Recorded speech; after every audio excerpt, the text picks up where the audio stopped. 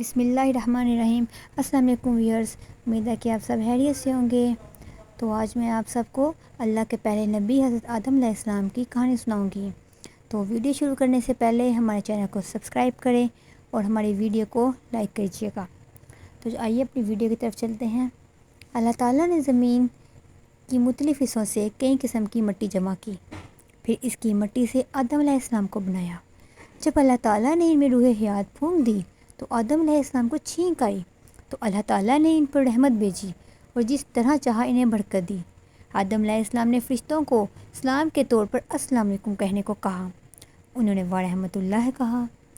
جس طرح دو مسلمان ملتے ہیں، اللہ نے فرشتوں سے کہا زمین کا نیا خلیفہ بنی نوح انسان ہے۔ فرشتوں نے کہا انسان نقصان پہنچا سکتا ہے اور مار سکتا ہے، لیکن فرشتے تو ہر وقت اطاعت کرتے ہیں۔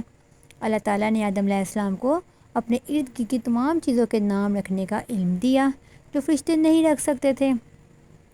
اللہ کی حمد و ثنا کرنا سکھایا۔ اللہ تعالیٰ نے جنت میں فرشتوں سے کہا کہ آدم علیہ السلام کو سجدہ کریں۔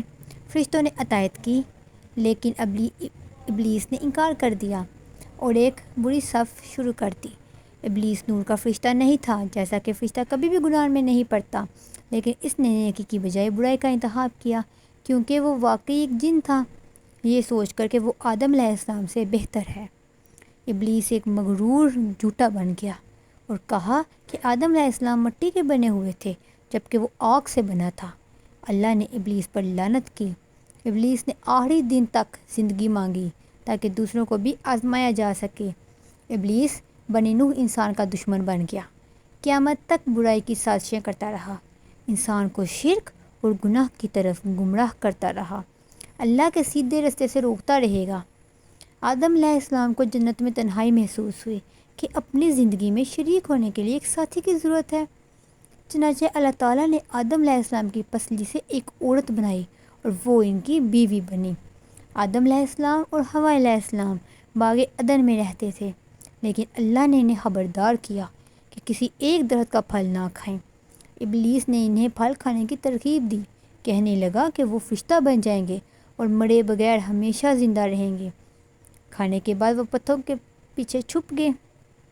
شرمندگی کی باعث وہ اللہ کا سامنا نہیں کر پا رہے تھے کیونکہ انہوں نے اللہ کے احکام کے خلاف ورزی کی۔ اللہ کے امتحان میں ناکام ہونے پر پریشان، اب شیطانی کھیل سے آگاہ ہیں۔ اللہ تعالیٰ نے تینوں کو بتایا کہ اب وہ جنت سے منع رہیں گے، لیکن آدم علیہ السلام اور حوا علیہ السلام نے توبہ کی اور انہیں معاف کر دیا گیا۔ اللہ نے زمین کو ایک امتحان کے طور پر رکھا، برائی کو اچھائی سے چھانٹنے کے لیے انسان کو زندگی میں سخت محنت کرنا پڑی، رہائش، لباس اور خوراک کے لیے۔ آدم اور حوا علیہ السلام کے بہت سے جڑواں بچے تھے جو پوری دنیا میں پھیل گئے۔ کچھ نے گناہ کیے اور نافرمانی کی، کچھ نبی شیس آدم کے بیٹے میں سے ایک ہیں کی طرح متقی تھے جو لوگوں کو حق کی طرف رہنمائی کرتے تھے، جبکہ کچھ بدکار تھے جیسے قابیل، آدم علیہ السلام کا ایک بدکار بیٹا جس نے اپنے بھائی کو لڑائی میں مار ڈالا۔ آدم علیہ السلام کے بعد سے انسان سکڑ گیا کیونکہ وہ 60 ہاتھ 30 میٹر لمبے تھے۔ حضرت آدم علیہ السلام سے انسانوں کی تمام نسلیں آتی ہیں۔ آدم علیہ السلام نے مرنے سے پہلے اپنے گھر والوں کو ابلیس کے منصوبوں سے خبردار کیا اور کہا کہ اللہ زمین کی مختلف زمینوں کی رہنمائی کے لیے انبیاء بھیجے گا۔ تو دوستو، یہ تھی آج کی ہماری ویڈیو۔ تو امید ہے کہ ہماری ویڈیو آپ کو پسند آئی ہوگی، تو ہماری ویڈیو کو لائک کریں اور ملتے ہیں اگلی ویڈیو میں۔ تب تک اپنا بہت سارا خیال رکھیے گا۔